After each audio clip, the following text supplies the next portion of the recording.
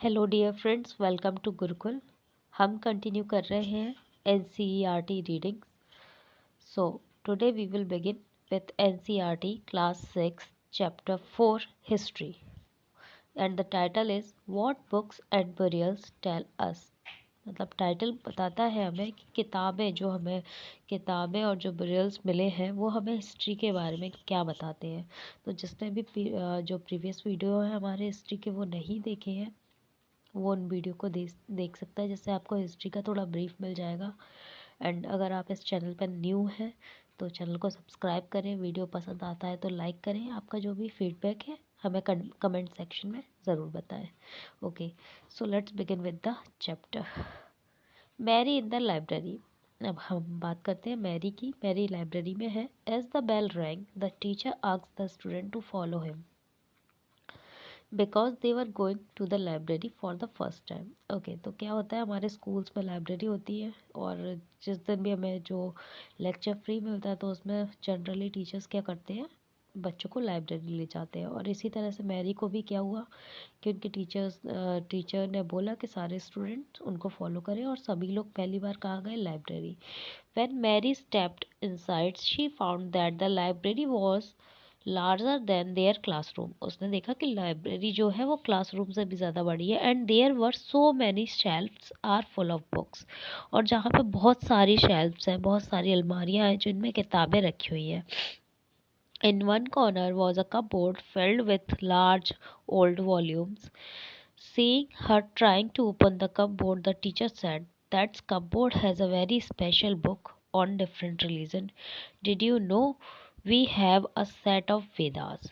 तो टीचर ने मैरी को बोला कि जो आप कपबोर्ड ओपन करने चाह रहे हो वो कपबोर्ड पे बहुत इम्पोर्टेंट रिलीजियस बुक है, मतलब धार्मिक किताब है, जिसे हम कहते हैं वेदा।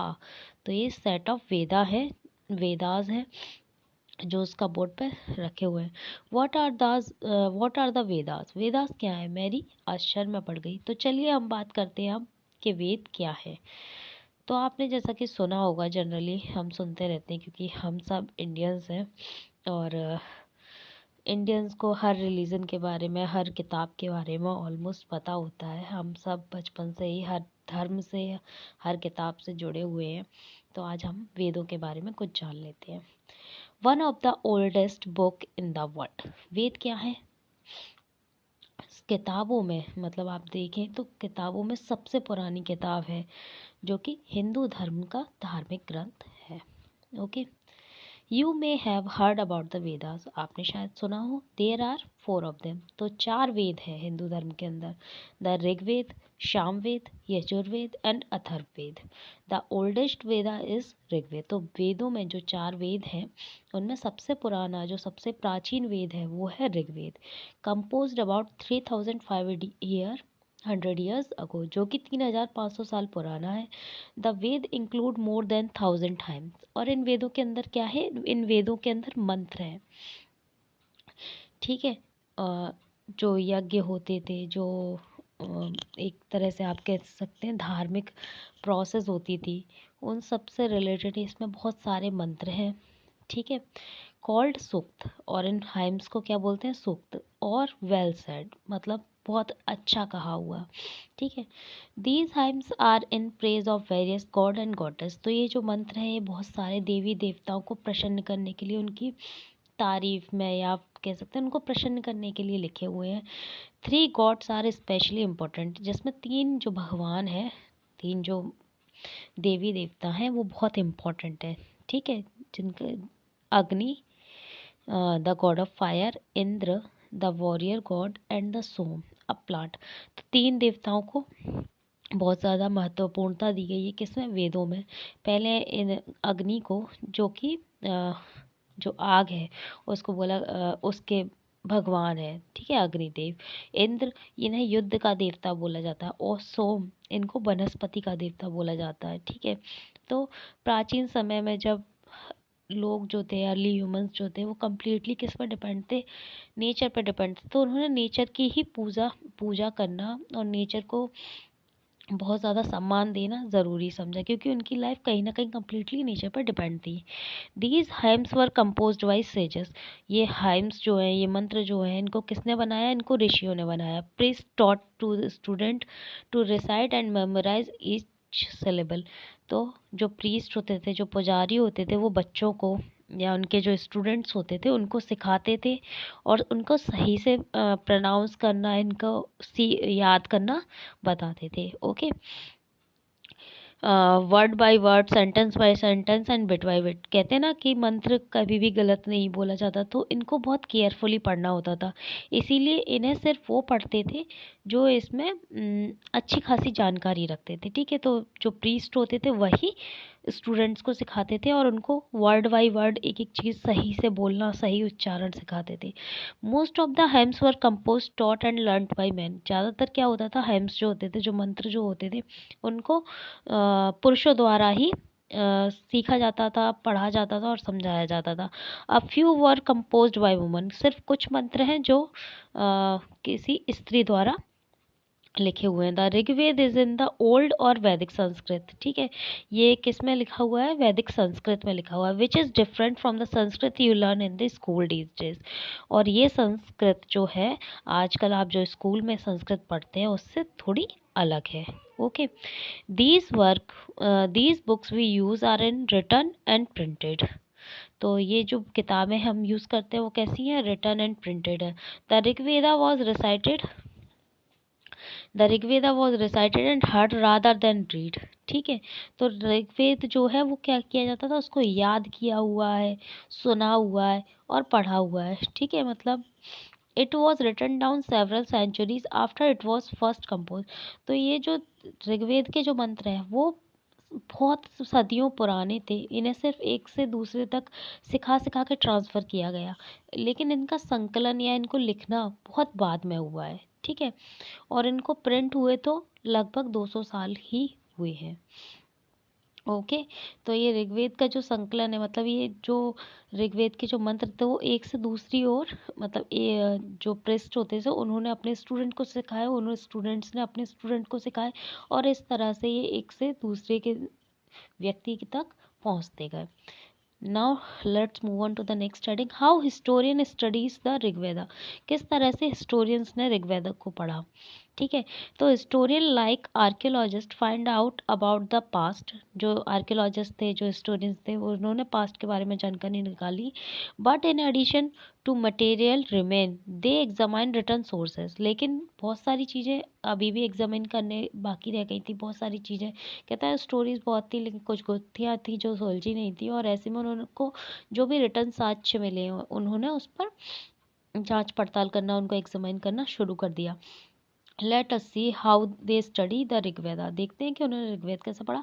सम of the hymns in the Rigveda are in the form of dialogue. Rigveda में जो कुछ हाइम्स हैं वो कैसे डायलॉग की फॉर्म्स में है।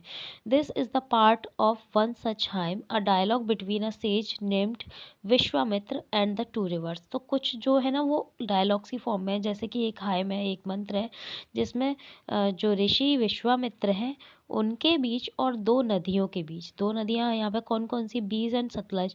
इन दोनों नदियों के बीच की वार्तालाप है। ठीक है, कॉन्वर्सेशन है।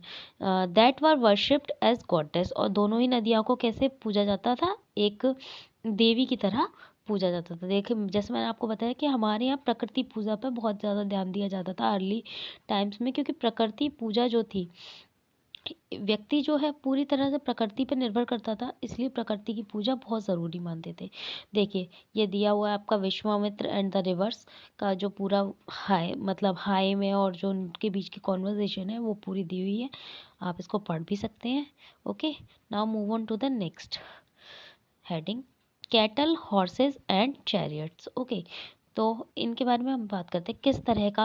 हमको मैंने बताया कि हमें सोर्सेज से जितनी जानकारी है हमें सोर्सेज से या इन बुक्स से पता चलती है, तो ऋग्वेद से हमें उस टाइम का बहुत सारा है ना लाइफस्टाइल के बारे में भी पता चलता है। ओके, तो there were many prayer in the Rigveda for cattle. तो बहुत सारी प्रेयर्स थी ऋग्वेद के अंदर, जैसे कि आज भी हम बोलते हैं जीवन के अच्छे के लिए ये मंत्र पढ़ लो, इन भगवान के लिए ये मंत्र पढ़ लो। तो इस तरह के बहुत सारे मंत्र ऋग्वेद में थे। जो किस किस के लिए थे, कैटल्स के लिए थे, ठीक है, आपके जो पालतू जानवर हैं वो बीमार ना हो, बच्चों के लिए थे, ठीक है, स्पेशली फॉर सन्स, मतलब क्योंकि पुरुष प्रधान समाज था तो इसलिए लड़कों के लिए ज़्यादा प्रेयर्स की जाती थी। एंड हॉर्सेस, हॉर्सेस को बहुत, वैदिक काल में हॉर्सेस को बहुत ज़्यादा माना जाता था क्योंकि युद्ध में सबसे ज़्यादा घोड़ा काम आता था, तो घोड़ों के लिए भी बहुत ज़्यादा मंत्र वगैरह दिए हुए हैं। Horses were yoked to chariot that were used in battles, क्योंकि वही हॉर्सेस थे ये जो युद्ध में काम आते थे, और आपकी जो गाड़ियाँ होती थी, जो आपके रथ होते थे, उनमें बांधे जाते थे। Okay, battles were also fought for land, battles जो होते थे, युद्ध जो होते थे वो लैंड के लिए, ज़मीन के लिए भी होते थे, which was important for pasture and growing hardy crops that ripened quickly such as barley. Some battles were fought for water and capture people, कुछ बैटल्स ज़मीन के लिए होते थे, कुछ बैटल्स पानी के लिए होते थे, मतलब उनकी जो ज़रूरतें थी, युद्ध हमेशा उन्हीं चीज़ों के लिए होते थे। Okay, some of the wealth that was obtained by and kept by the leader, some was given to the priest and the rest was distributed among the people। तो जब आप कोई युद्ध जीत जाते थे तो चीज़ें आती थी वो कुछ लीडर्स में बढ़ जाती थी, जैसे कुछ राजा को चला जाती थी संपत्ति, बाकी की कुछ प्रिस्ट में चली जाती थी, लाइक मंदिर को दे दी, पुजारियों को दे दी, उसमें चली जाती है, और बाकी की जनता में जो उनकी प्रजा होती थी उनके में बांट दी जाती थी। Okay, some wealth were used for the performance of yajna और सेक्रीफाइसेस, तो कुछ यज्ञों के लिए सेक्रीफाइसेस जो होते थे, जैसे बलि प्रथा हो गई, और बहुत सारी है ना उस वक्त में पूजा वगैरह होती थी, जैसे राजसूय यज्ञ हो गया, ठीक है, तो इनमें क्या होता था, बहुत बड़े बड़े आयोजन किए जाते थे, बहुत दिनों तक यज्ञ चलता था, तो बहुत सारा कुछ संपत्ति का हिस्सा इन चीज़ों के लिए भी रखा जाता था, जिससे इन सब चीज़ों को आसानी से किया जा सके, ठीक है। और इनमें जो प्रीस्ट आते थे उन लोगों को काफ़ी सारी जो दक्षिणा वगैरह थी वो भी ऑफर की जाती थी, तो इसलिए भी जो संपत्ति का कुछ हिस्सा था वो संभाल के रखा जाता था। Okay, these were made for god and goddess, offering could include ghee, grain and in some cases animal. तो जो हमने सेक्रीफाइसेस की बात की तो उसमें कभी कभी तो घी हो गया, ग्रेन्स जो आपके गेहूँ चावल वगैरह ये, और कभी कभी ऐसे केसेस में, कुछ केसेस में क्या होता था, एनिमल्स यानी कि जानवरों की भी बलि दी जाती थी। Most man took part in these Wars, बहुत सारे लोग इन युद्धों में क्या करते थे, हिस्सा लेते थे। There were no regular army but there were assemblies where people met and discuss matter of war. तो यहाँ पे है ना कोई पर्टिकुलर ऐसे सेना रखी नहीं जाती थी, जैसे आज हमारे पास आर्मी है, हमारे पास डिफेंस है पूरी, तो उस वक्त राजाओं के पास इस तरह से डिफेंस नहीं होती थी। वहाँ पर पर्टिकुलरली जो रेगुलर आर्मी नहीं होती थी, जब वॉर की बात आती थी तो कुछ सेनापति और ऐसी कुछ पोस्ट होती थी जिनके पास लोग होते थे, और जैसे ही बात आती थी किसी युद्ध की तो वो सब लोगों को इकट्ठा करके और उनके बीच मैटर को डिस्कस कर लेते थे, और आपस में डिसाइड कर लेते थे कि उन्हें किस तरह से लड़ना है। Okay, they also choose leaders, उनके जो लोग होते थे उनके बीच से कुछ लीडर्स भी चूज़ किए जाते थे जो गाइड करते थे, किसको गाइड करते थे, जो भी सोल्जर्स आपकी साइड से लड़ने वाले उनको, who were often brave and skilful warrior, जो लीडर्स होते थे वो काफ़ी बहादुर होते थे और काफ़ी ज़्यादा स्किल्ड होते थे अपनी पर्टिकुलर फील्ड में। ओके, तो ये हमने डिस्कस किया है chapter 4 history in part 1। The rest chapter we will cover in our next part. Thank you for watching. अगर कहीं भी कोई भी पार्ट आपको समझ नहीं आया है प्लीज़ कमेंट सेक्शन में मुझे बताइएगा, मैं और अच्छे से एक्सप्लेन करने की कोशिश करूँगी जिससे आप लोगों के लिए थोड़ा इजी हो जाए। और thank you for your support. अगर आपने सब्सक्राइब नहीं किया है तो सब्सक्राइब कीजिए, वीडियो पसंद आता है तो लाइक कीजिए, नोटिफिकेशन बेल को ऑन कर लीजिएगा ताकि आप लोगों को फर्दर वीडियोस की अपडेट सबसे पहले मिल सके। Thank you.